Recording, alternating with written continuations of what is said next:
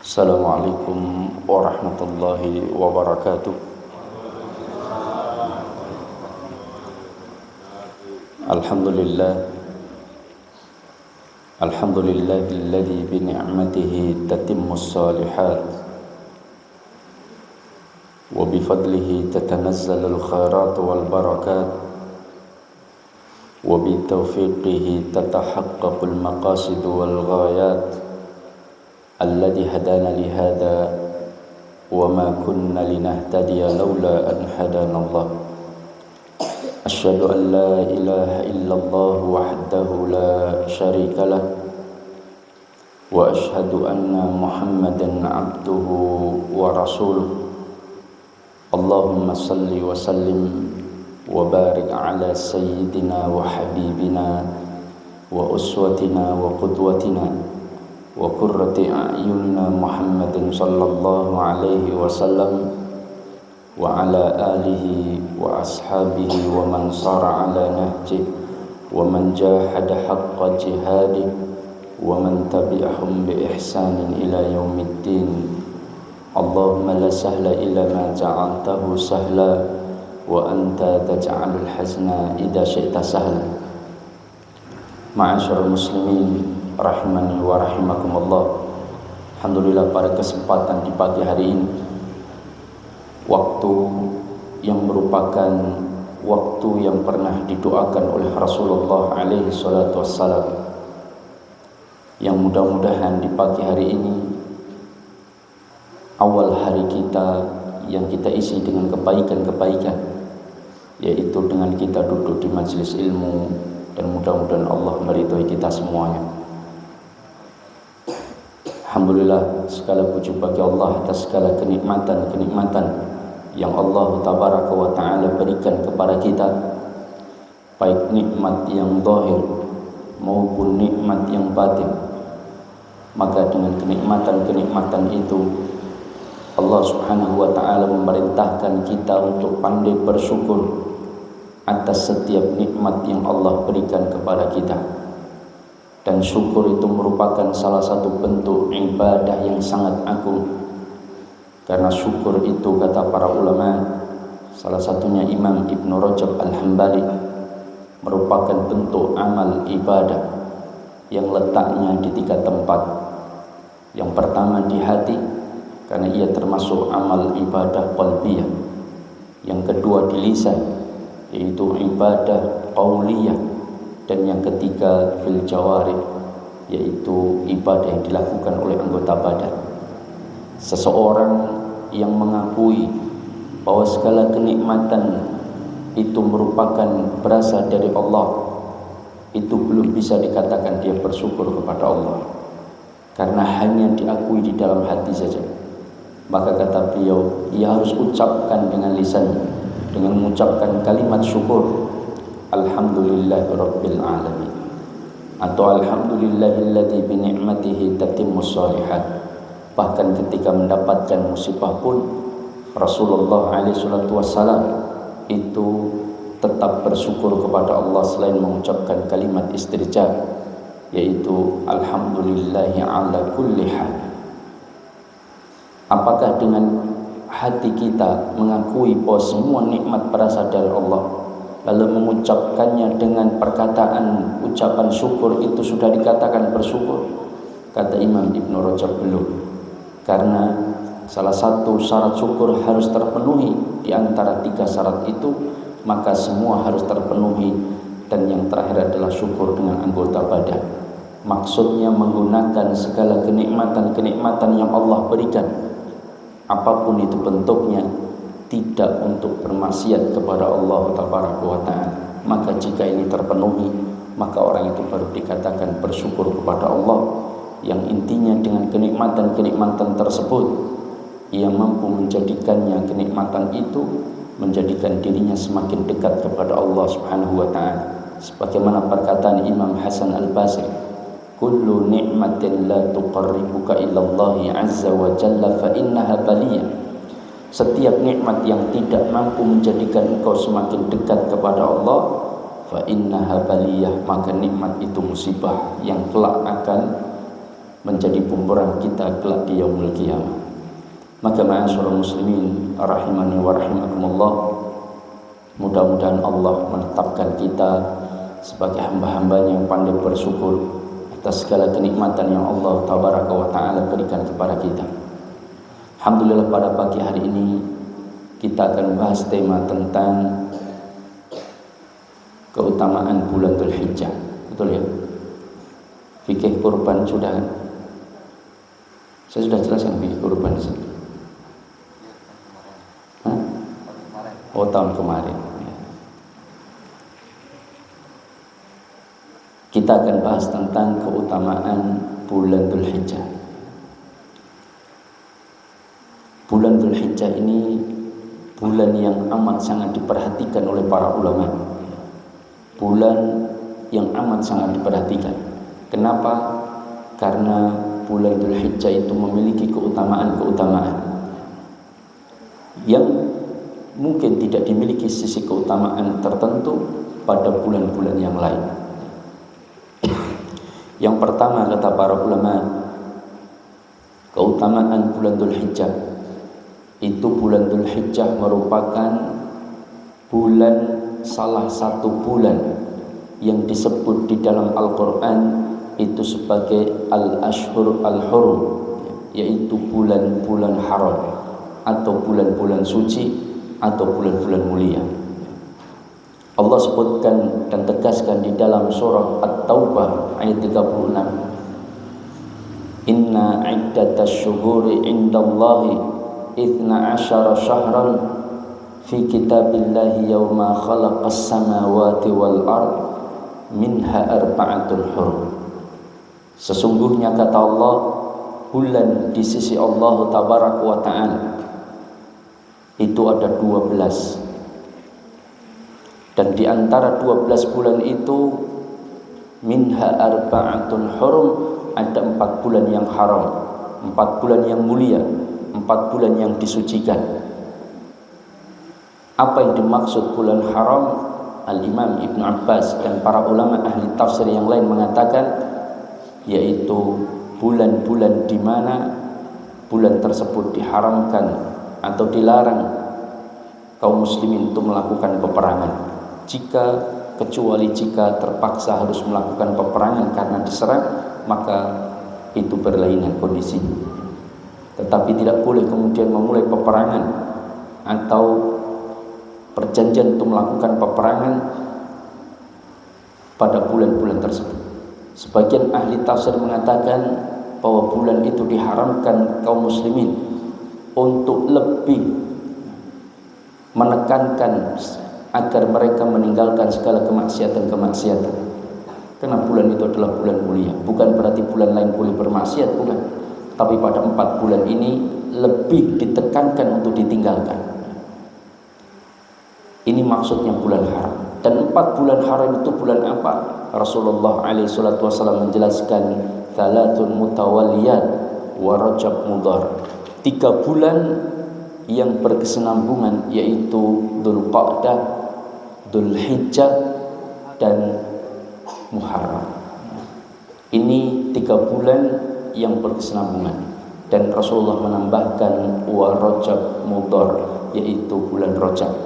4 bulan ini disebut dalam Islam bulan suci, bulan mulia, bulan haram.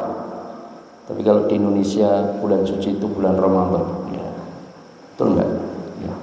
Padahal dalam Al-Quran disebutkan bulan suci ada 4. Ya. Dalam surah At-Taubah ayat 36, yaitu bulan Rajab, bulan Dzulqa'dah, bulan Dzulhijjah, dan bulan Muharram. Ini 4 bulan suci, bulan yang diharamkan, bulan yang dimuliakan. Diharamkan berbuat maksiat dan dosa, bulan yang dimuliakan atau dilebihkan dari bulan-bulan yang lain. Tapi kalau bulan Ramadan, bulan apa Ustaz? Bulan Ramadan boleh, silahkan disebut juga bulan suci, tetapi bulan Ramadan disebut oleh para ulama Syahrul Mubarak, bulan yang paling banyak keberkahan Allah turunkan padanya, bulan yang paling mulia. Itu adalah bulan Ramadan. Dia disebut Sayyidus Syuhur, tuannya dari 12 bulan yang ada. Itu pimpinannya adalah Syahrul Ramadan, yaitu bulan Ramadan. Nah, ini yang pertama, bulan Dzulhijjah masuk pada bulan yang dimuliakan. Yang kedua, kata para ulama bahwa Allah Subhanahu wa taala menjadikan 10 hari di bulan Dzulhijjah menjadi hari-hari di mana amal yang dikerjakan oleh hamba itu paling dicintai oleh Allah Subhanahu wa taala.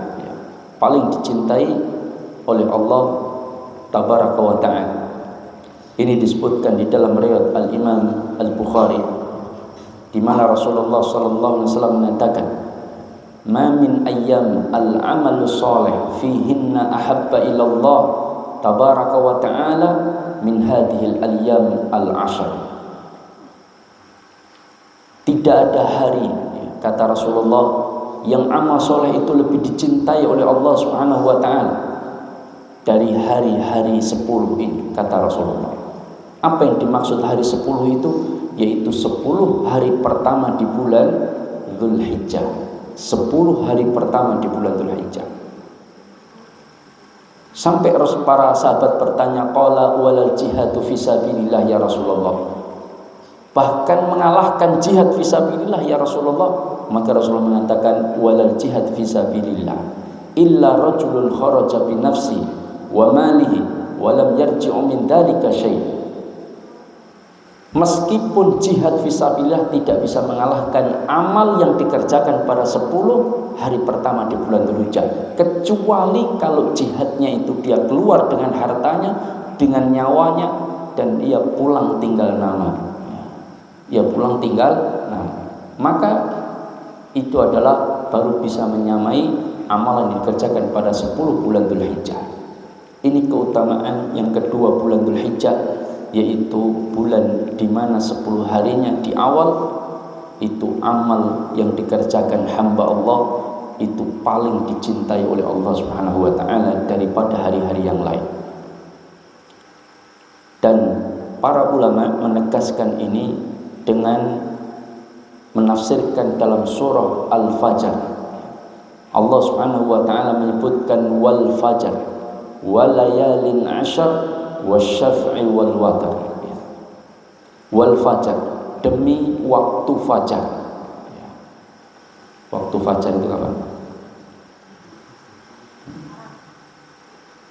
Sejak terbit matahari atau awal waktu duha? Terbit? Ya, tidak. Waktu fajar itu sejak terbit fajar. Terbit fajar dengan terbit matahari berbeda. Maka kalau sudah ada cahaya di ufuk timur, mulai ada cahaya yang disebut dengan fajar shodiq. Karena ada namanya fajar kadhib. Ada fajar sing ngapusi, sing kalih fajar sing benar. Dan saya kalau ada namanya Mas Fajar. Maka ada fajar kadhib, ada fajar shodiq. Fajar kadhib itu ada cahaya di ufuk timur yang membelah angkasa cakrawala, tetapi kemudian cahaya itu hilang menjadi gelap lagi. Itu disebut dengan fajar kadhib. Tapi kalau nanti muncul cahaya kemudian lama-kelamaan semakin terang, maka itu sudah disebut dengan fajar shodiq, fajar yang benar. Nah, di Indonesia ini terjadi khilaf di kalangan para ulama kapan dimulainya fajar shodiq. Kalau mayoritas itu sudah menetapkan jam waktu sholat Ummul Qura itu sudah tepat, yaitu kira-kira yang biasa kita ada. Tapi kalau saudara kita di Majelis Tarjih wa Tajdid Muhammadiyah, fajar shodiqnya kecepatan 8 menit. Maka mereka kalau adzan subuh, saya tanya dengan salah satu petinggi Muhammadiyah, kalau adzan subuh maka dianggap waktunya belum masuk. Maka ketika mereka sahur tetap cik makan tidak apa-apa. Paham? Kenapa? Karena dianggap waktunya belum masuk. Yang jadi patokan berhentinya makan Itu adzan subuh atau terbit fajar? Terbit fajar, bukan adzan subuh. Paham? Nah, kalau adzan subuh itu keliru. 3:30 wis adzan, kan enggak. Maka enggak ada fikih menyebutkan sejak adzan subuh sampai adzan maghrib. Lah kalau enggak ada adzan subuh, ora mangan terus ya atau tidak? Dia tinggal di pegunungan, misalkan enggak ada masjid, enggak ada yang adzan maghrib, apa puasa terus kan enggak? Maka puasa itu sejak terbit fajar hingga terbenam matahari. Meskipun nggak ada adzan, matahari sudah terbenam, silahkan berbuka puasa. Meskipun nggak ada adzan tapi fajar sudah terbit, wajib berhenti. Kan begitu. Kalau adzannya muadzinnya ngantuk, lupa, kalau dikira 3:30 ternyata 2:30 misalkan, adzan subuh, kita masih makan atau berhenti? Masih makan karena belum terbit fajar. Ini pendapat saudara kita yang ada di Majelis Tarjih wa Tajrid Muhammadiyah, itu ditetapkan fajarnya kecepatan 8 menit. Tapi sebagian organisasi lain, Hay'ah Islamiyah yang lain itu menganggap kecepatan sekitar 16 menit. Panjang, kecepatan 16 menit. Bahkan perbedaan ini tidak hanya di sini, di Saudi saja. Dulu pernah ulama berselisih pendapat tentang apakah terbit fajar yang ditetapkan pada jam Ummul Qura itu sudah tepat atau tidak. Ternyata mereka punya hujah kuat masing-masing, sehingga kemudian ditetapkanlah kalau adzan mulai di jam Ummul Qura yang biasa sudah ditetapkan, tapi iqomahnya diundur sekitar 16 sampai 25 menit iqomahnya, supaya betul-betul sholat subuhnya masuk di fajar, bukan sebelum fajar. Sehingga ini diambil jalan tengah ya. Jadi tidak kecepatan iqomahnya ya. Ada iqomahnya selang 10 menit kan gitu ya. Ini yang dikhawatirkan. Tapi kalau yakin dengan jam Ummul Qura, monggo silakan. Tetapi ini disepakati oleh takmir-takmir di Saudi, kemudian ditetapkan iqomahnya itu kira-kira sekitar 16 sampai 25 menit setelah adzan ya, supaya ketika sholat betul-betul masuk. Tapi kalau berhenti puasa, berhenti makan, lebih aman yang adzan yang sudah disepakati ya. Tapi kalau yakin belum masuk fajar, ya tidak apa-apa, namanya orang yakin dengan pendapat yang dia ambil, yaitu misalkan kayak di Muhammadiyah adzan ya plus 8 menit ya, itu baru masuk terbit fajar. Nah, maka jamaah dimuliakan Allah bersumpah dengan nama fajar, wal fajar walayalin asyar, demi waktu fajar. Allah itu kalau bersumpah dengan nama-nama makhluknya, tapi kalau manusia hambanya tidak boleh bersumpah dengan nama selain Allah, itu tidak boleh. Misalkan demi surti mbokku, misalkan lihat ya, yang sudah mati. Ada itu dulu ada iklan pilpres ya, dia dukung salah satu calon, kemudian dia bersumpah dalam iklannya itu, saya bersumpah atas nama mbokku sing wis mati, misalnya Surti apa siapa namanya, mohon maaf kalau ada namanya Surti ya, ada namanya Surti. Nah, dia bersumpah dengan itu dia jatuh pada kesyirikan, itu nggak boleh. Sebab hamba hanya boleh bersumpah dengan nama Allah. Tallahi, wallahi, billahi, walladzi nafsi biyadi. Itu contoh-contoh sumpah dengan nama Allah semuanya. Walladzi nafsi biyadi, demi jiwaku yang ada di tangan, demi zat yang memegang jiwaku. Ya, ini maksudnya adalah Allah tabaraka wa ta'ala. Tapi kalau dia bersumpah demi ini demi itu makhluk, maka nggak boleh ya, sebab itu masuk jatuh kepada kesyirikan. Maka Allah bersumpah wal fajar walayalin asyar, dan demi malam-malam yang 10. Meskipun kalimatnya walayalin asyar, malam-malam 10, itu oleh para ulama ditafsirkan maksudnya adalah hari-hari 10 di awal bulan Dzulhijjah. Kenapa kok berpendapat demikian? Karena ada penafsiran sebagian para sahabat seperti Imam Ibnu Abbas radhiyallahu taala anhuma, itu yang dimaksud walayalin asyar itu adalah 10 Dzulhijjah. Meskipun ulama terbagi menjadi 3 pendapat. Ada yang mengatakan walayalin asyar, yaitu malam-malam 10 itu maksudnya 10 malam terakhir di bulan Ramadan. Ada yang berpendapat walayalin asyar itu adalah hari-hari di bulan Muharram di tanggal 1 sampai 10. Ada yang berpendapat lagi adalah 10 hari di bulan Dzulhijjah di awal. Itulah yang dimaksud dengan walayalin asyar. Karena diawali dengan wal fajar, yaitu waktu fajar, maka yang dimaksud walayalin asyar, malam itu adalah maksudnya hari. Karena terkadang hari juga dimasukkan dalam malam. Dan malam-malam yang 10 atau hari-hari yang 10. Karena ayat selanjutnya menyebutkan wasyaf'i wal watar. Demi waktu, demi bilangan genap dan waktu ganjil, dan demi bilangan ganjil. Apa yang dimaksud genap dan ganjil? Kata Imam Ibn Abbas, genap itu adalah tanggal 10 Dzulhijjah. Wal watar yaitu witir, ganjil itu adalah bilangan tanggal 9 Dzulhijjah. Itu yang dimaksud adalah genap dan ganjil. Allah bersumpah dengan nama genap dan ganjil 10 dan 9 ini menunjukkan betapa pentingnya waktu tersebut. 9 Dzulhijjah itu adalah waktu jamaah haji wukuf di Arafah atau Yaumu Arafah. Sedangkan tanggal 10 adalah lebaran besar atau udhiyah, penyembelihan hewan kurban. Maka 2 waktu itu jangan pernah dilalaikan. Tapi syukur kita bisa betul-betul memanfaatkan 10 hari pertama di bulan Dzulhijjah. Karena amalan yang dikerjakan pada bulan itu, pada 10 hari tersebut, itu paling dicintai oleh Allah Subhanahu wa ta'ala dari hari-hari yang lain. Yang ketiga, apa keutamaan bulan Dzulhijjah?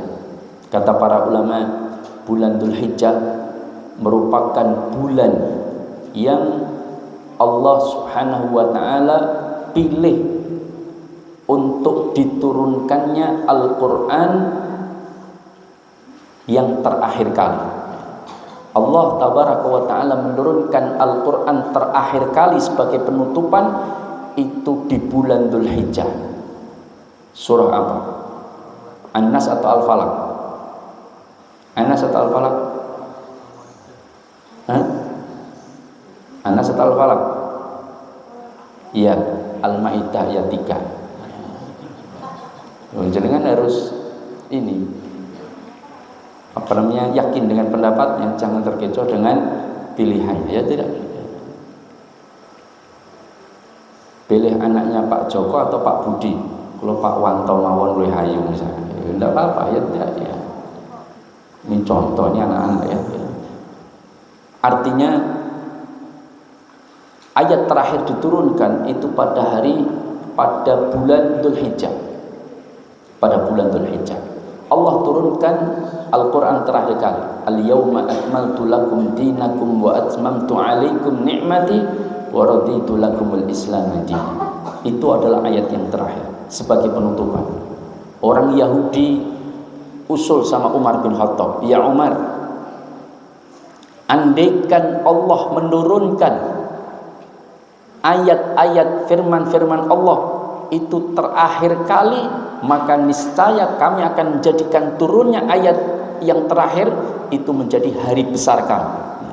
Hari besar kami. Ada perayaan tiap tahun diperingati turunnya ayat firman Allah yang terakhir kali. Kalau mereka ya Zabur. Yahudi itu nyembah Allah atau tidak? Nyembah Allah atau tidak Yahudi? Nyembah Allah, jangan dikira tidak menyembah Allah. Orang Nasara itu juga menyembah Allah. Jangan dikira mereka tidak mengakui Allah, mereka mengakui Allah. Tapi mereka tidak mengakui Nabi Muhammad SAW. Orang Yahudi tidak mengakui Nabi Isa alaihissalam. Orang Nasrani tidak mengakui Nabi Muhammad SAW, dan Yahudi pun juga tidak mengakui. Maka kata Rasulullah, siapapun dari mereka orang-orang Nasara dan Yahudi yang mereka meskipun menyembah Allah, mentauhidkan Allah, tapi tidak mengakui aku diutus menjadi nabi, faqad kafar, maka mereka kafir dan masuk neraka. Ini pernyataan Rasulullah SAW. Mereka harus mengakui Nabi Muhammad sebagai nabi terakhir dan meninggalkan syariat mereka yaitu Zabur dan Injil. Harus dengan syariat yang paling terbaru, edisi terbaru, bukan edisi terbaru, paling terakhir, yaitu Al-Qur'anul Karim. Apakah di syariatnya Nabi Musa ada sholat? Ada puasa? Ada. Apakah di syariatnya Nabi Isa alaihissalam ada sholat, puasa? Ada. Allah sendiri menyebutkan dalam Al-Quran ketika Nabi Isa mengatakan ketika masih bayi, aku adalah seorang nabi yang nanti akan diutus oleh Allah. Aku diperintahkan berpuasa, aku diperintahkan sholat, aku diperintahkan menunaikan sedekah, zakat, dan aku diperintahkan berbakti kepada ibuku. Ini pernyataan Nabi Isa alaihissalam yang Allah sebutkan di dalam Al-Quran ketika masih bayi. Ya, cuman mungkin bentuk sholatnya mungkin tidak sama dengan sholat kita yang harus ada 5 waktu. Mungkin mereka sholatnya cuma 2 sehari.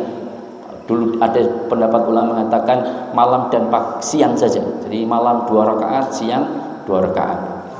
Kalau kita kan 5. Penak loro-loro nopo peng 5, Pak. Nah, maka jamaah dimuliakan Allah, ini tentang turunnya ayat Al-Quran. Maka orang Yahudi datang kepada Umar bin Khattab, usul, ya Umar, jadikanlah hari terakhir turunnya ayat kalian, ayat Al-Quran kalian itu sebagai hari besar. Tapi Umar tidak mau, karena hari besar, hari raya di dalam Islam itu cuma ada 2, yaitu Idul Adha dan Idul Fitri. Hanya 2 itu. Kalau setiap pekan ya sholat Jumat, tapi bukan hari raya yang besar, tapi hari raya kecil tiap pekan, karena ada khutbah Jumat. Tapi hari raya yang dimaksud adalah yaitu hari raya Idul Fitri atau hari raya Adha, yaitu Idul Adha, sebagai pengganti hari raya jahiliyah pada masa itu, yaitu Mairus wal Marjan. Cuman kita itu suka perayaan, ya tidak? Kabeh perayaan, sampai ada lahirnya namanya hari ayah, hari ibu kemudian dirayakan hari ibu, hari ayah dirayakan hari ayah, hari apa lagi? Hari ponakan ada? Nggak ada. Nanti diusulkan. Hari kakek ya, hari guru, hari santri, pokoknya perayaan, ya tidak. Nanti sekaligus diusulkan aja, hari paman, hari bibi, ya, hari adik, hari kakak, hari ponakan. Ya. Maka dalam Islam ada nggak hari ibu? Ada. Kapan? Setiap hari, bukan setahun sekali. Hari kita setiap hari untuk ibu kita perhatikan ibu kita, bukan setahun sekali. Jungu ibu setahun pisan pas hari ibu, ya. Nukok ke jajak ke ibu cuma setahun sekali. Ya, tidak. Kita sebagai anak perhatikan ibu kita setiap hari, bukan setahun sekali. Kalau bapak perlu diperhatikan, ya. Perlu ya. Tapi kalau bapak lebih senang diperhatikan istri, lebih diperhatikan ibu. Jamaah dimuliakan Allah, ini tentang keutamaan bulan Dzulhijjah. Yang keempat, apa keutamaan bulan Dzulhijjah? Kata para ulama, bulan Dzulhijjah adalah bulan yang paling banyak disembelihnya hewan kurban. Ya. Kalau bulan-bulan yang lain mungkin ada yang mengorbankan akikah atau nasikah, tapi nggak sebanyak bulan Dzulhijjah.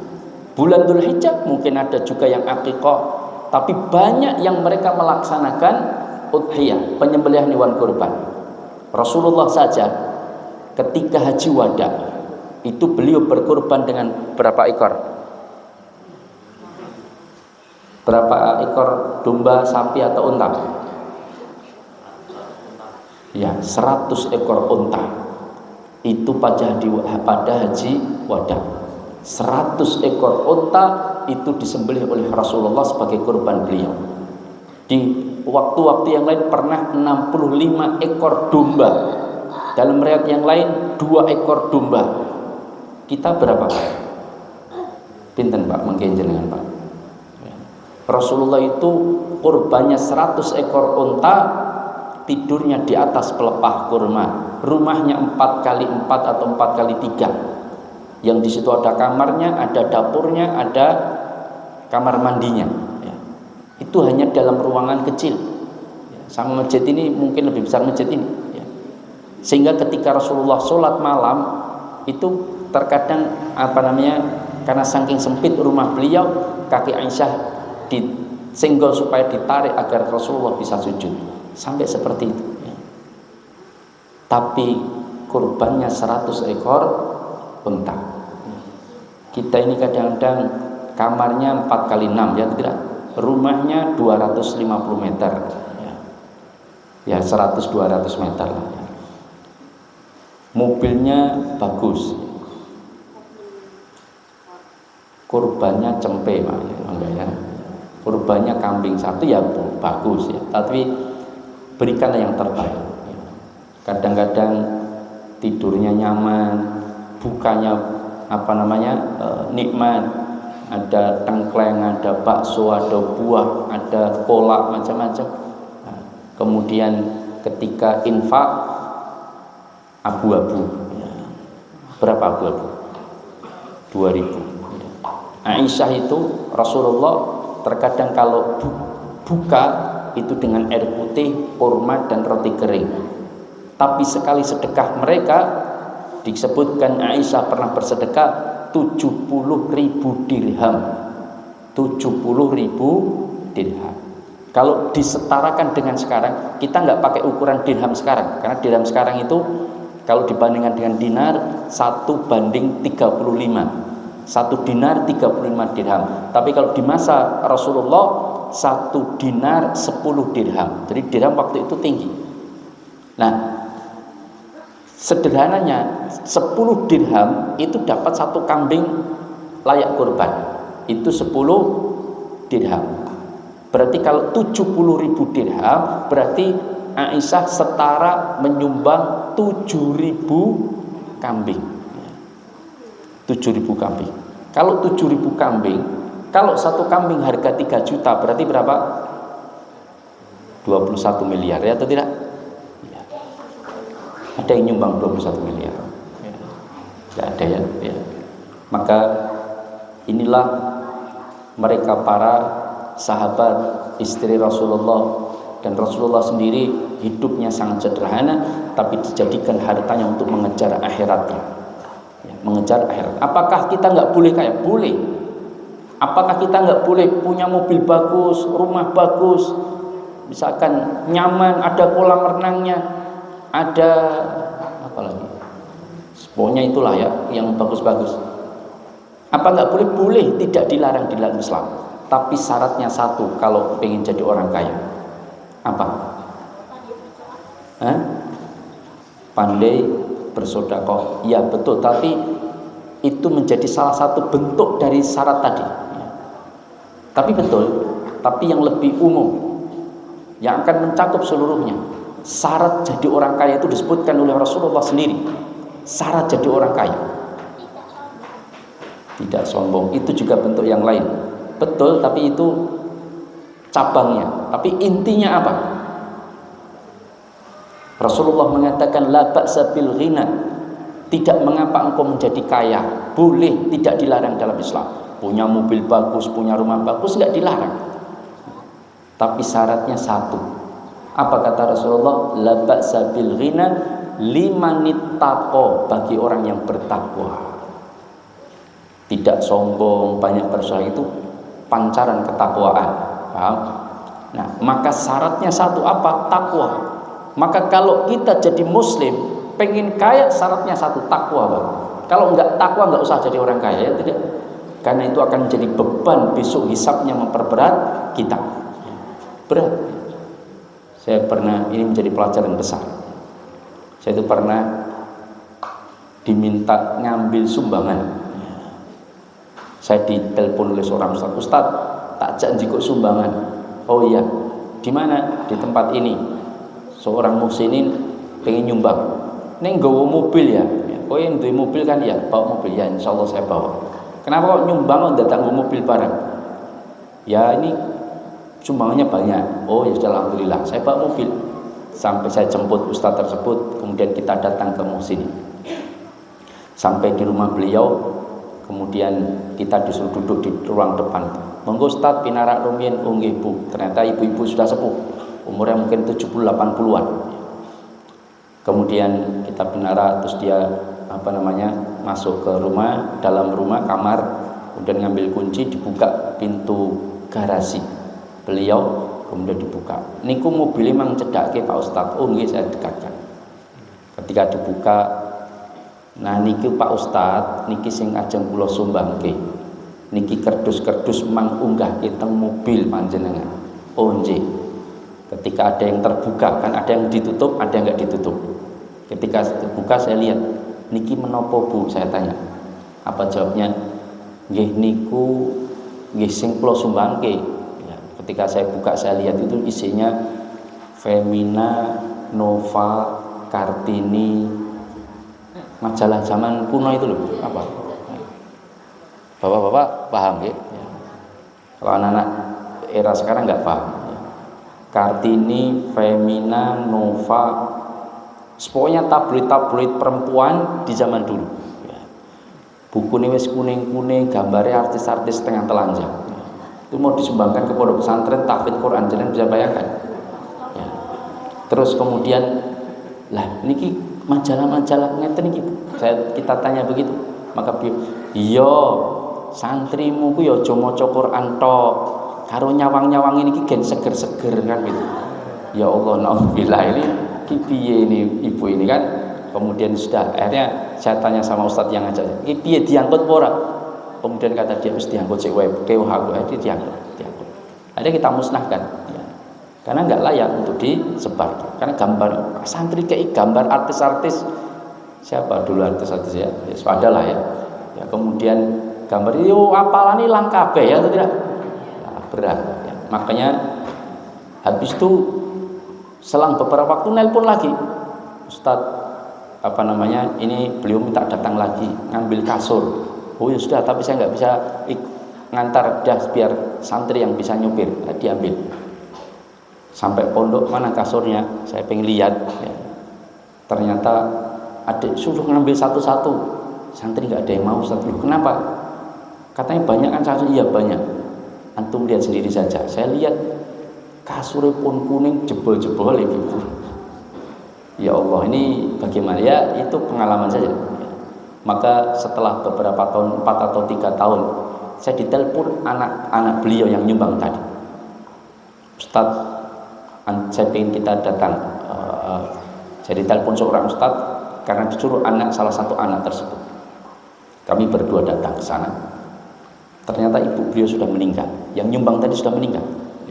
Ternyata pada saat sakit itu beliau menuliskan surat wasiat pada saat sakit berat, dan wasiat itu tulisannya 1/3 hartaku disumbangkan. Bayangkan, 1/3 hartaku disumbangkan. Tapi ketika rapat bersama 8 anaknya, 7 ya, 1 anak sudah meninggal, 7 anaknya itu ternyata hampir semua anaknya, 1 orang kalau saya tidak salah ingat, semua anaknya tidak setuju. Karena kenapa tidak setuju? Kan ini harta itu ibu jenengan mau menyumbangkan. Apa kata mereka? Terlalu banyak Ustaz. Masalah nanti nyumbang itu urusan kami masing-masing. Yang penting dibagi dulu. Setelah dibagi biar masing-masing pengen nyumbang berapa atas nama ibu itu terserah.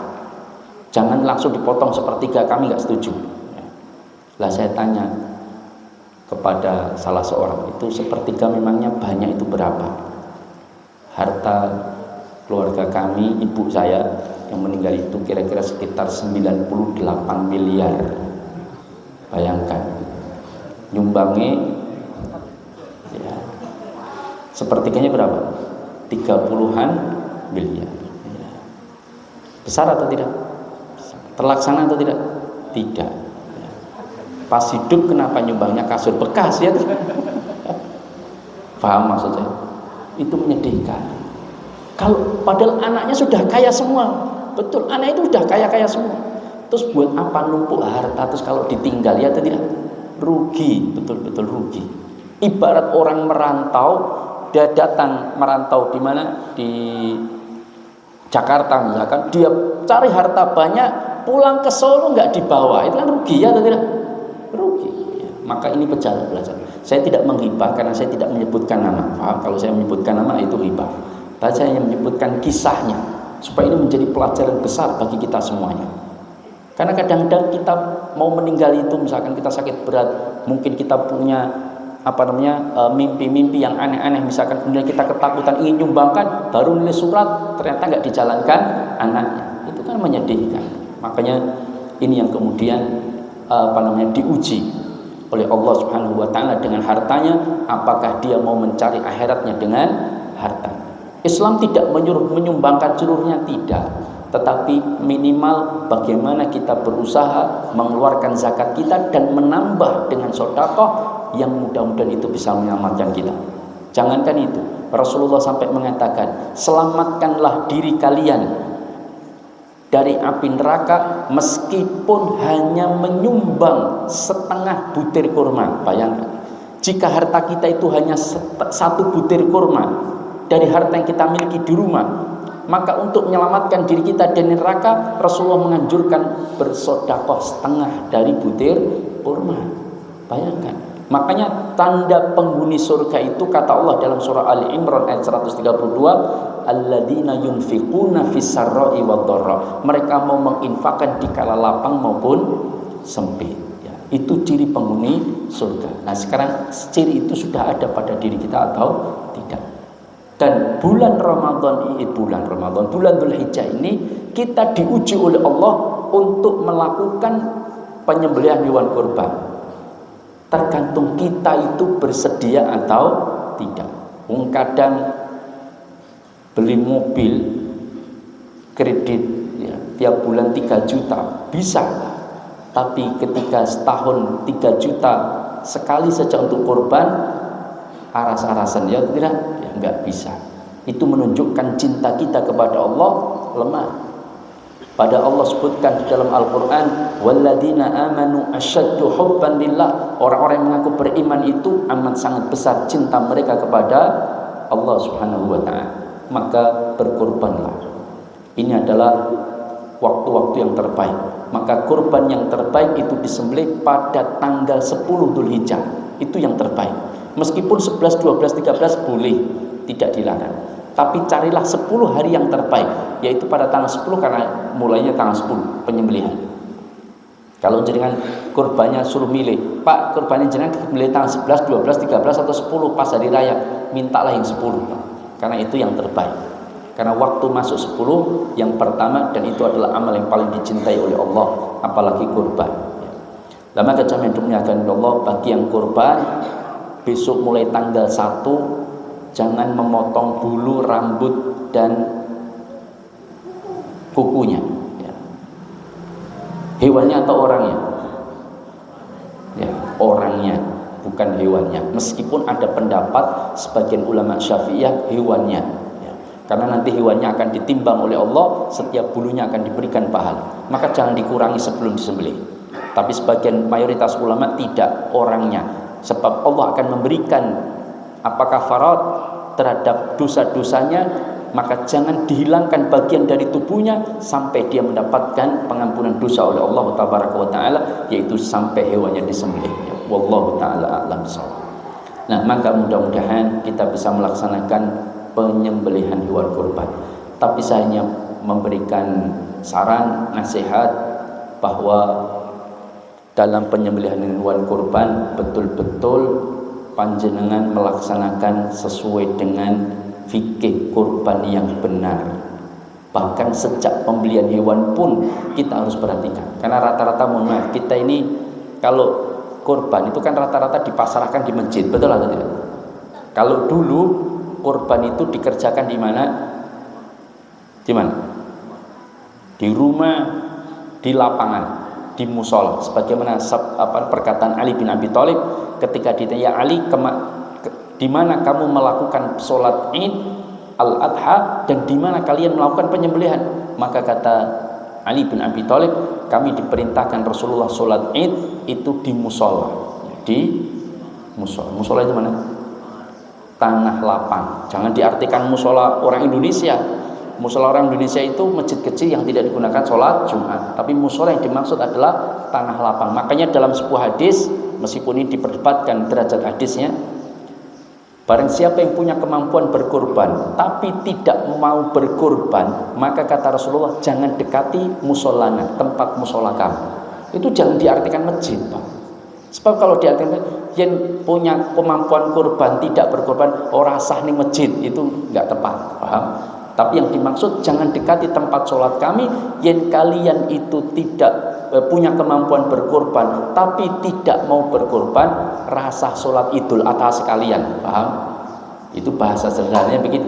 Karena jangan dekati tempat sholat Id kami, yaitu musola, yaitu tanah lapang, yaitu sholat Id, itu yang dimaksud.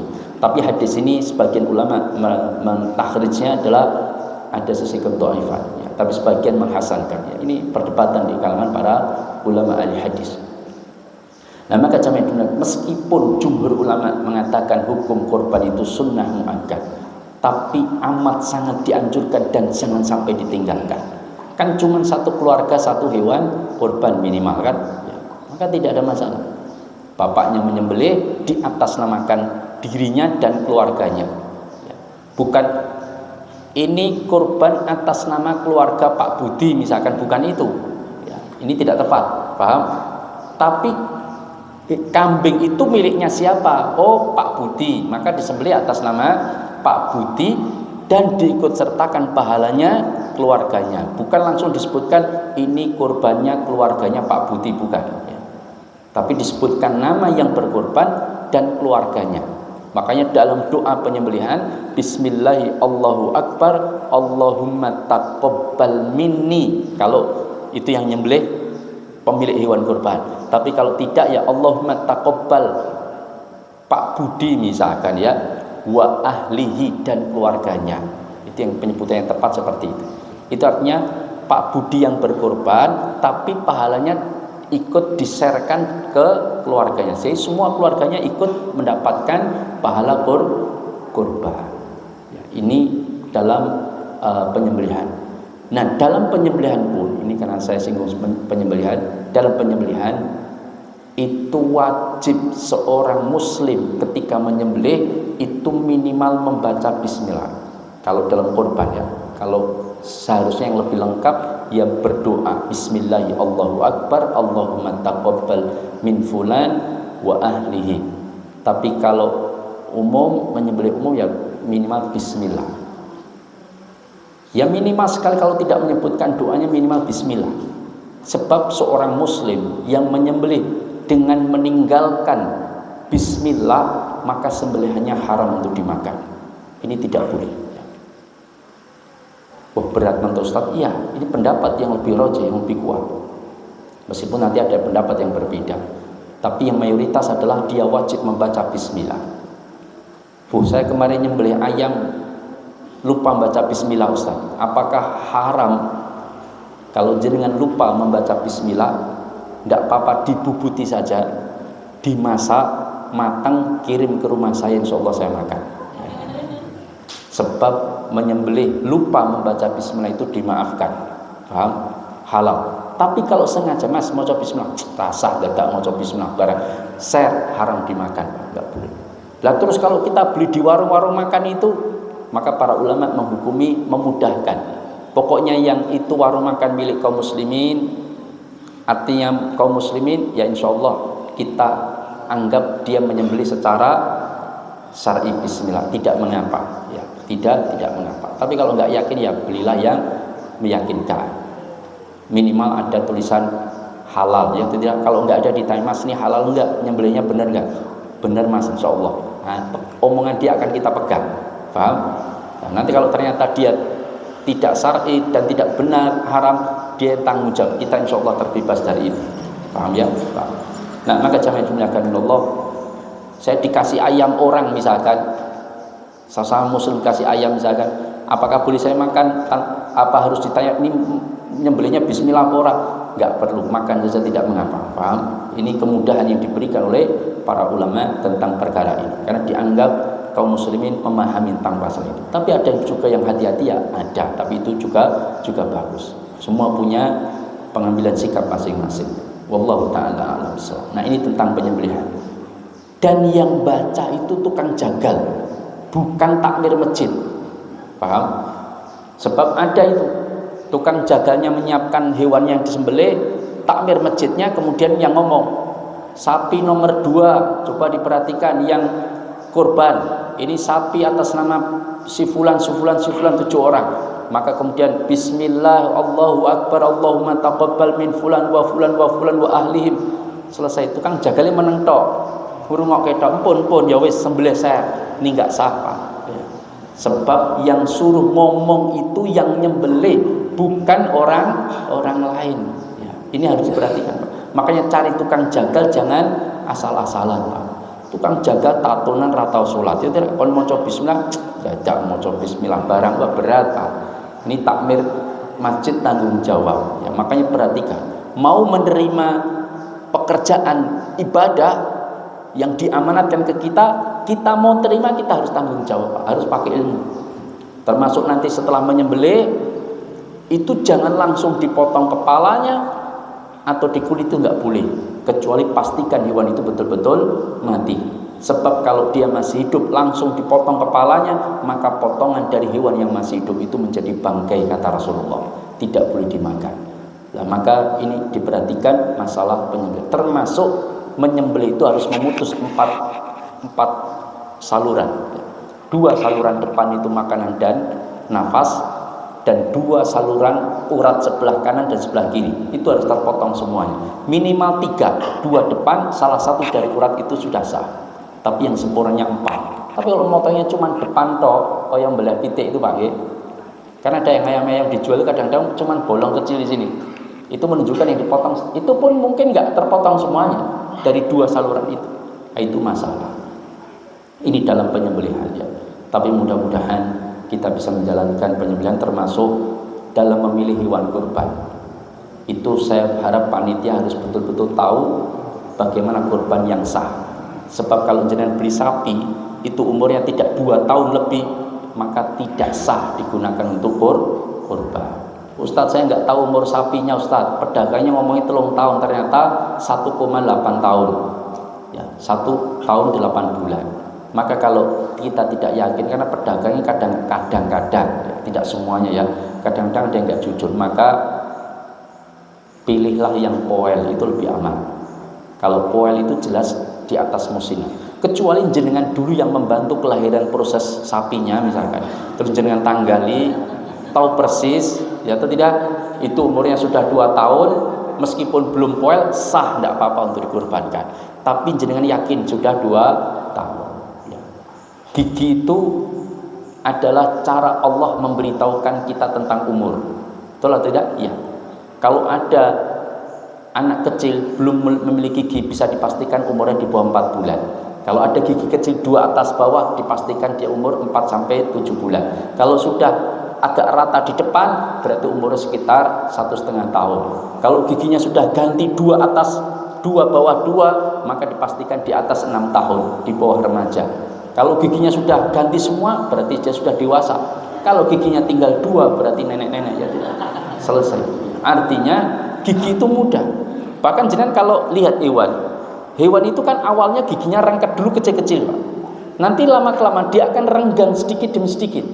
Dan renggangnya itu orang yang ahli gigi, tapi bukan dokter gigi ya, ahli gigi, dia tahu itu umur berapa, itu bisa diprediksi, sangat akurat. Itu gigi, Pak. Makanya gigi itu nggak bisa dibohongi. Makanya musinna itu diambil juga dari kata sinun, artinya gigi. Sanah tahun itu kan juga sinun, sanatun dengan sinun itu sama. Artinya umur tahun itu sangat berkaitan dengan gigi manusia. Saya pernah ketemu dengan nenek-nenek, itu giginya masih putih, masih bersih dan komplit. Ternyata ketika gosok gigi hilang giginya semuanya. Gosok gigi ya. Ternyata gigi palsu. Ada pertanyaan? Untuk yang sudah meninggal, kurban dikasih nama almarhum itu bagaimana? Bagaimana kurban untuk yang sudah meninggal? Apakah boleh atau tidak? Pertama begini, amal ibadah, amal soleh itu jika orang meninggal, maka orang itu terputus amalnya. Amalnya soleh siapa? Orang yang meninggal. Paham? Orang yang meninggal tadi dia hidup di alam barzah. Meskipun dia hidup di alam barzah, dia tidak mampu beramal soleh. Hanya 3 yang mampu dia akan terima dari amal soleh dia. Sedekah dia dulu ketika hidup, jariyah, ilmu yang disampaikan para orang bermanfaat, dan anak soleh yang mendoakan terus dirinya. Itu akan mengalir pahala buat dirinya terus dari apa yang dia kerjakan ketika dulu dia hidup. Tetapi amal orang hidup yang dipersembahkan orang mati ini beda lagi loh Pak ya.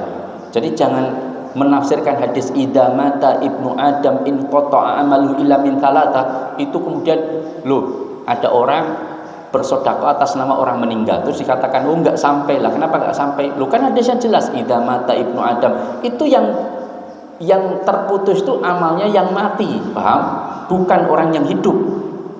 Amalnya orang yang mati, dia enggak terputus amalnya, dia enggak bisa beramal di alam barzah. Meskipun dia hidup di alam barzah 1000 tahun, karena menunggu kiamat ditegakkan, dia tidak bisa menambah pundi-pundi amalnya, enggak bisa. Hanya 3 yang pernah dia kerjakan, itu akan mengalirkan pahala bagi dia. Nah sekarang orang hidup beramal diniatkan untuk orang mati. Apakah sampai? Ulama 4 imam madhab sepakat sampai pada 3 perkara. 1, doa. Doa itu betul-betul bermanfaat kepada orang yang meninggal. Maka kalau anak kita, istri kita, suami kita, orang tua kita, saudara kita telah meninggal, maka doakan terus menerus ya, karena itu bermanfaat bagi mereka. Kalau enggak bermanfaat, enggak mungkin Rasulullah menyuruh kita berdoa Allahumma gfir lil muslimina wal muslimat wal mu'minina wal mu'minat al ahya'u minhum wal amwat. Yang hidup maupun yang mati kan didoakan secara umum dalam Al-Quran diajarkan, maka bermanfaat. Yang kedua, sedekah di atas namakan orang yang meninggal, maka itu amalnya sampai. Amalnya sampai. Sedekah di atas namakan orang yang meninggal, maka sampai. Saya bersedekah atas nama istri saya, tapi jangan lupakan saya. Maka ketika sedekah misalkan saya nyemplungkan 10.000, ya Allah terimalah dalam hati saya misalkan ya Allahumma taqabbal minni wa zaujati. Ya Allah terimalah dalam hati saya nggak usah diucapkan, ya Allah terimalah amal saya. Ya, diucapkan juga tidak mengapa dalam berdoa maksudnya. Ya Allah terimalah amal-amal kami. Selesai saya niatkan untuk saya dan istri saya, maka sampai itu untuk istri saya. Maka istri saya amalnya ditimbangan bertambah. Karena kenapa? Karena hadisnya jelas. Datang seorang kepada Rasulullah, ya Rasulullah, apakah saya bersedekah atas nama ibu saya itu sampai ya Rasulullah? Maka Rasulullah balik bertanya, jika ibumu meninggal punya utang, maka apakah kamu melunasinya lunas? Lunas ya Rasulullah. Padahal yang melunasi siapa? Ibunya atau anaknya? Yang punya utang siapa? Ibunya. Yang melunasi siapa? Anaknya. Ibunya kan sudah mati. Berarti melunasi itu amalnya siapa? Amalnya anaknya, ya tidak? Lunas nggak utang ibunya? Lunas, kata Rasulullah. Maka kenapa tidak sampai? Maka bersedekahlah atas nama ibumu yang sudah meninggal. Maka dia pun bersedekah. Dan ini dikatakan oleh Syekh bin Baz rahimahullah, bersedekahlah kalian atas nama yang sudah meninggal. Daripada untuk bikin kijing, Pak, orang yuto tolong yuto, lebih baik nggak usah bikin kijing, sedekahkan atas nama yang meninggal. Itu sampai. Kijing nggak bermanfaat bagi yang meninggal, nggak bermanfaat. Cukup kasih tanda saja sudah selesai. Karena Rasulullah sendiri tidak membolehkan membangun di atasnya, di atas kuburan tidak diperbolehkan sama Rasulullah SAW. Ya, maka dulu kuburan-kuburan para ulama itu biasa, tanah biasa, cuman orang-orang yang mengkultuskan kemudian membangunnya. Kayak kuburannya Imam Syafi'i itu biasa, tanah. Bahkan Imam Syafi'i itu melarang menambahkan gundukan selain dari galian, itu nggak boleh. Tapi ternyata oleh orang-orang setelahnya ratusan tahun kemudian, orang-orang kemudian membangun kuburan Imam Syafi'i, dikijing, kemudian dibangun rumah di atasnya, kemudian jadikan tempat ibadah. Ini menjadi masalah. Lama kajian yang dimuliakan Allah, ya masalah kijing nanti bahasanya panjang, silahkan itu didiskusikan. Tetapi yang jelas sunnahnya yaitu tidak membangun di atasnya bangunan. Maka sedekahkan maka sampai. Yang ketiga, badal haji dan umroh. Bagi yang meninggal belum haji atau umroh, maka badalkan. Tapi dengan syarat yang membadalkan sudah haji atau umroh. Kalau belum nggak boleh. Karena ibadah itu dahulukan diri sendiri baru orang lain. Makanya jomblo jangan goleke bojo wong, ya atau tidak? Cari dulu sendiri baru nyarikan orang. Saya tuh punya teman, dia jomblo. Kowe jomblo ora tak golek bojo, kowe golek ose kan gitu kan. Goleke wong, ini masalah ibadah nih. Nikah itu bisa bernilai ibadah, maka jangan golek wong sebelum kamu menikah ya. Maka dahulukan diri sendiri. Ustadz saya punya duit, maka lebih baik mana? Saya berangkat haji atau ibu saya berangkatkan? Jenengan dulu yang berangkat, paham? Jenengan dulu yang berangkat. Karena ibadah dahulukan diri sendiri baru orang lain siapapun itu. Wong istighfar saja dahulukan diri kita. Allahumma gfirli, ya tidak, wali walidayya, baru orang tua diistighfarkan, tapi diri kita dulu diistighfarkan. Nah, maka badal haji dan umrah sampai. Nah, ulama sepakat 3 ini sampai. Cuman di luar itu apakah sampai atau tidak? Apakah bisa dikiaskan seperti kurban untuk atas nama yang meninggal, seperti membaca Quran dihadiahkan untuk orang yang meninggal? Itu kan tidak disebutkan dalam hadis. Yang disebutkan dalam hadis hanya 3, badal haji dan umrah, sedekah dan doa. 3 itu yang disebutkan. Makanya Imam Syafi'i rahimahullah berpendapat yang sampai amal yang dilakukan oleh orang yang hidup untuk orang mati itu hanya 3 ini. Selain itu tidak sampai. Ini pendapat Imam Syafi'i. Tapi pendapat Imam Ibnu Qayyim, muridnya Imam Ibnu Taimiyah, mengatakan jika dia itu dilakukan dengan ikhlas sukarela tanpa disuruh, maka sampai. Ini ada khilaf di kalangan para ulama. Paham? Maka dari saya pribadi, saya tidak berkorban, saya niatkan untuk istri saya sudah meninggal, saya tidak. Paham? Saya pribadi tidak. Tapi yang berpendapat menjalankan, saya pun tidak melarang mereka. Paham? Kalau dia kirim kurban untuk almarhum, ya saya sembelih. Ya. Perkara sampai atau tidak itu urusan dia dengan Allah Subhanahu Wa Taala yang dia mengambil pendapat tersebut. Tapi saya pribadi saya tidak melakukan. Kenapa? Saya mengambil pendapat ulama. Ketika saya berkorban, lalu saya menyembelih dengan mengucapkan Bismillahi Allahu Akbar, Allahumma taqabbal minni, ya Allah terimalah ini dariku, wa ahli, dan keluargaku. Ini menurut para ulama, keluargaku itu termasuk yang sudah meninggal, yang dulu hidupnya saya tanggung dan hidup dalam satu rumah dengan saya, maka dia sudah ikut kurban. Wallahu ta'ala a'lam bishawab. Ini khilaf di kalangan para ulama. Ustadz, masjid kami dapat bantuan kurban wedus non muslim. Jadi ada non muslim ikut menyemarakkan kurban. Ada Pak, dan ini kisahnya benar. Dia ngasih kambing Pak. Apakah kita terima? Maka bolehkah kita terima? Boleh sebagai hadiah, tapi jangan disebut Allahumma taqabbal Petrus misalkan, nggak boleh Pak ya. Karena nggak akan sampai. Cukup disembelih Bismillah, selesai. Dan kita beritahu, Pak ini bukan kurban ya Pak ya, ini hadiah dari jenengan buat kami, saya terima, boleh, halal. Kalau jenengan nggak mau nanti kirimkan ke rumah saya ya. Kalau nggak mau. Nah ini tentang kurban. Ada yang lain? Sebenarnya kurban banyak ya. Saya tadinya membahas tentang muamalah dalam kurban. Muamalah dalam kurban itu pembelian ya, misalkan takmir masjid disuruh diminta oleh sohibul kurban dititipi duit 250 juta, beli 10 ekor sapi, per sapi 25 juta. Ternyata dia sudah survei petani A, petani B, petani C. Petani A besar-besar murah-murah, petani B rotok kuru-kuru malah paling larang, petani C standar. Tapi ketika takmir yang disuruh tadi malah belinya di petani B, sing rotok kuru-kuru tur paling larang. Kenapa dia beli di situ? Karena sing dodol Pak Li Dewi, ya tidak. Nah, maka ini tidak boleh. Wakalah, akad wakalah, wakil itu wajib memihak kepada yang diwakili ya, itu harus dipahami. Maka ini yang kadang tidak dimengerti. Apakah tidak boleh kita dibeli di tempat saudara sendiri? Boleh, tapi berpihaklah kepada sahibul korban, bukan pada penjual, siapapun penjualnya. Ini saya sampaikan ini karena ada kasus Pak. Ada kasus takmir masjid kemudian membeli ninggone ponakane dhewe. Cuman pada regane malah luwih larang. Nah, ini tidak diperbolehkan. Dia berarti berkhianat atas amanah yang disampaikan. Termasuk tidak boleh menggunakan kas masjid untuk penyembelihan hewan kurban, tidak boleh. Sebab kurban itu adalah ibadah masing-masing individu. Maka yang membiayai ya individu tersebut. Ada yang marah-marah, Pak, ini kasusnya apa?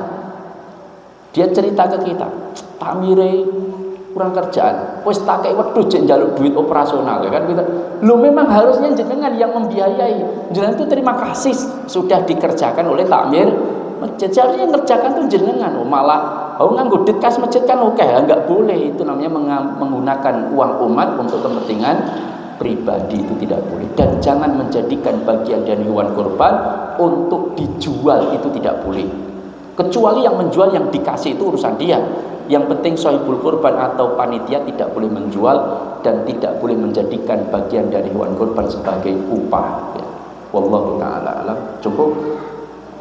Wadah. Kalau kas masjid digunakan untuk membeli inventaris semisal peralatan untuk membeli itu gimana, Pak? Ya, kalau kas masjid digunakan untuk membeli inventaris peralatan, terus terang saya pribadi tidak merekomendasikan. Kenapa demikian?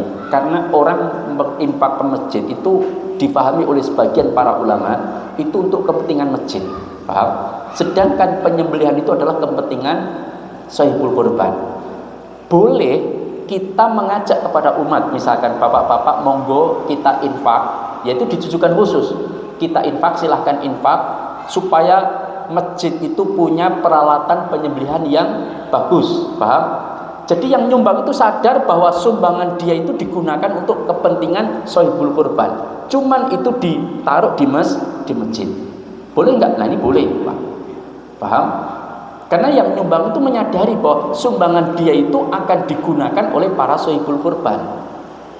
Dia paham. Sama bolehnya ketika saya nyumbang lading ke tetangga saya, kowe mbleh wedhusnya ambil lading PN. Nah, itu boleh saja kan? Tidak ada masalah. Tapi kalau ngambil dari kas masjid, ini seolah-olah mengambil kepentingan masjid untuk kepentingan para sahibul kurban individual, maka tidak boleh. Ini yang saya khawatirkan. Paham di sini? Ya. Kita harus jeli, Pak. Betul, ya, jeli. Termasuk mohon maaf, saya kemarin memberikan nasihat, dia tidak memahami, jadi pengurus tapi tidak paham. Yatim, ya.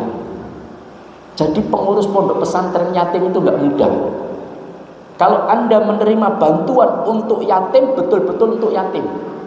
Dan apa definisi yatim? Kata Imam Malik, mata abu bidunil bulu, bapaknya mati dan dia belum balik. Nah, anak yatim pun SMA Pak. Sumbangan untuk anak yatim diterima untuk mereka. Wassalam, Pak. Nggak tepat sasaran. Ini hati-hati, nggak boleh. Makanya datang 2 kali sumbangan ke pondok kita. Ustadz, ini kami mau menyumbang untuk anak yatim 5 juta, ibu-ibu pengajian. Kami dari grup pengajian mau nyumbang 5 juta untuk pondok anak yatim. Saya tolak. Loh, kenapa Ustadz? Mohon maaf, di sini nggak ada anak yatim. Apa nggak ada santri-santri jenengan yang meninggal bapaknya? Oh, ada beberapa, bahkan sebagian duafa, bapaknya meninggal. Lah kenapa nggak diberikan mereka? Mereka nggak yatim. Loh, kan bapaknya meninggal. Lah kalau yatim sekedar bapaknya meninggal, mending tak terima, tak kasihkan bapak saya. Bapak saya juga bapaknya sudah meninggal, ya tidak.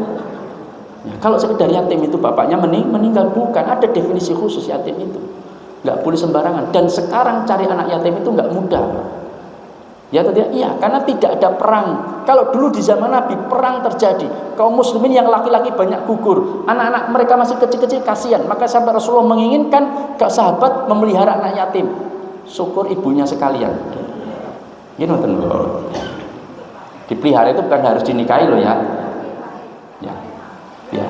Nah, maka ketika sampai Rasulullah anna wa kafilul yatim kahatain fil jannah. Tapi sekarang kan jarang, Pak, ya ada tapi enggak sebanyak dulu. Makanya saya diminta oleh sebuah perusahaan ketika saya datang mengajar, Ustadz, carikan saya 50 anak yatim, saya akan bagikan amplop untuk mereka. Saya enggak sanggup, sulit saya mencarinya, ya. Kalau duafa dan yatim ya saya baru berani mencarikan. Tapi kalau enggak saya enggak berani. Ada yang berani, tapi ternyata anak-anaknya banyak yang enggak yatim. Wah, itu tanggung jawab, nanti dia tidak amanah terhadap hal tersebut. Maka hati-hati. Makanya jadi pengurus, jadi takmir itu semua butuh ilmu, Pak. Tidak boleh sembarangan. Cukup? Cukup ya, demikian dari saya, kurang lebih mohon maaf. Aku qouli hadza wa astaghfirullah li wa lakum innahu huwal ghafurur rahim. Subhanakallahumma wa bihamdika asyhadu an la ilaha illa anta astaghfiruka wa atubu ilaik. Assalamualaikum warahmatullahi wabarakatuh. Bismillah.